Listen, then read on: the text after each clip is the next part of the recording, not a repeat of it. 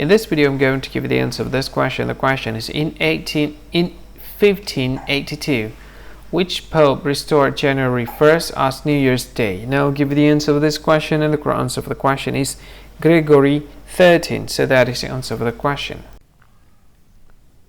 Hi, thank you so much for watching this video. If you find this video is very useful, you can help this channel to grow by subscribing this channel.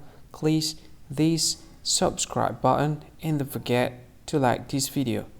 And if you find this video is not really good, or you don't really like this video, or you kind of feel that it's a little bit offensive or something like that, you can click this one, dislike button. You can do that anyway.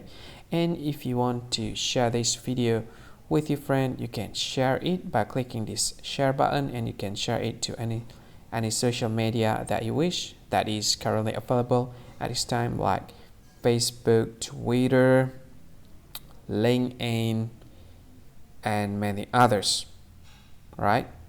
And if you want to add this video to your playlist, you can click this one. You can watch this video later, and you can find more options by clicking these three dots. And yeah, don't forget to subscribe. I think that's all of it. Thank you so much for watching this video, and see you again in another video. Bye bye. See you again.